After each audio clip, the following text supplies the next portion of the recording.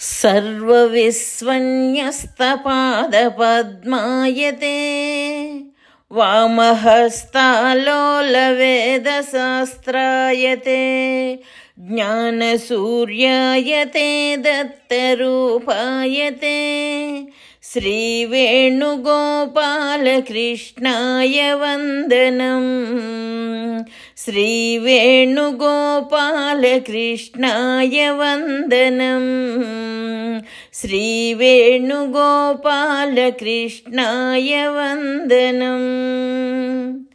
శ్రీ దత్తస్వామి వారి దివ్య సందేశము. స్వామి జ్ఞానము నుండి కొన్ని వజ్రాలు. జెమ్స్. క్యూ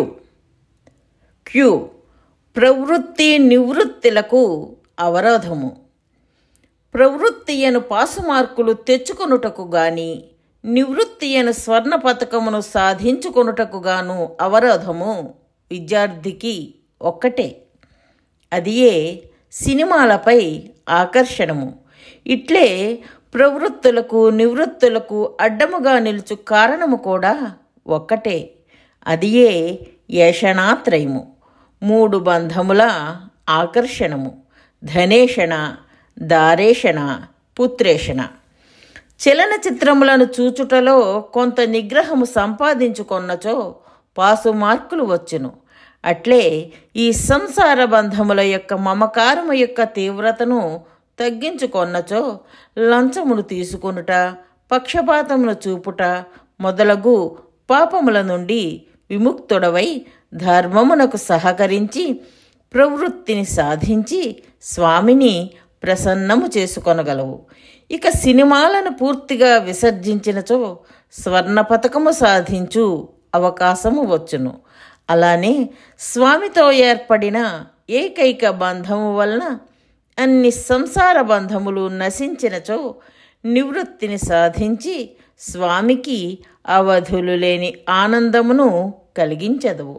అట్లే కులమత బంధముల తీవ్రతను తగ్గించుకొన్నచో అన్య కులమత దూషణా పాపమును చేయవు. అట్లే మాతృదేశ బంధమును తీవ్రతను తగ్గించుకొన్నచో ఇతర దేశములతో యుద్ధమును చేయవు. ఇది ప్రవృత్తి మార్గము. ఇక కులమత దేశ బంధములు పూర్తిగా నశించినచో సర్వజీవులను సోదరులుగను, సర్వమతములు ఒకే మతముగను, భూమి అంతయు ఒకే దేశముగను గోచరించి పరిపూర్ణ ముక్తిని పొందెదవు. శ్రీకృష్ణుడు తన కులము కాని సాందీపుని కుమారుని బ్రతికించినాడు, కానీ తన మేనల్లుడగు అభిమన్యుని బ్రతికించలేదు. తన కులము కాని కుచేలునకు సర్వ సంపదలు ఇచ్చినాడు. తన కులము వాడగు తన వియ్యంకుడును అగు దుర్యోధనుని సంపదలను హరించి వానిని నాశనము చేసినాడు.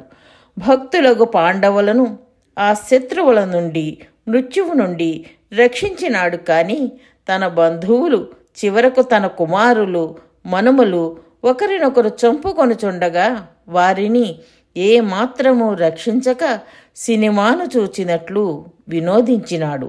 ఇవి అన్నీయు శ్రీకృష్ణుడు ఆచరించి చూపిన జ్ఞానబోధయగు భగవద్గీతాసారమే.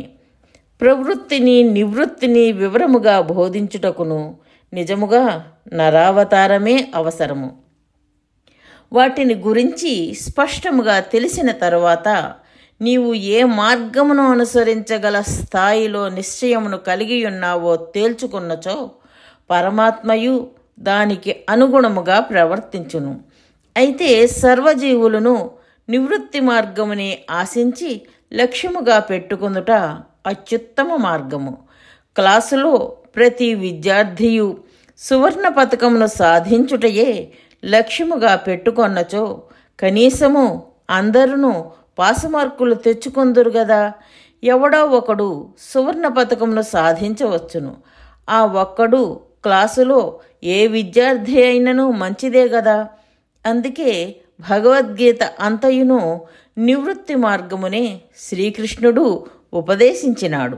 అనగా క్లాసులో ప్రతి విద్యార్థియు స్వర్ణ పతకమును సాధించుటకు ప్రయత్నించవలనని ప్రేరేపించినాడు. గీతారంభమున ప్రవృత్తియగు ధర్మస్థాపనకు వచ్చినానని చెప్పి నివృత్తిని బోధించుటలో అంతరార్థము ఇదే.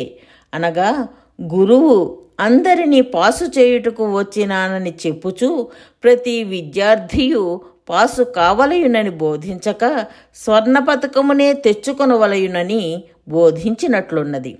కేవలము పాసు మాత్రమే లక్ష్యముగా పెట్టుకొన్నచో విద్యార్థులు పరీక్షలో ఉత్తీర్ణులు కాలేరు. బంధముల సంపూర్ణ ఛేదమే లక్ష్యముగా ఉన్న మోక్ష మార్గముగు నివృత్తినే బోధించినచో కనీసము బంధముల తీవ్రత తగ్గి ధర్మస్థాపనము అను ప్రవృత్తి మార్గమైనను సిద్ధించును. అట్లు కాక కేవలము ప్రవృత్తినే లక్ష్యముగా చెప్పినచో ధర్మస్థాపనము కూడా సిద్ధించదు.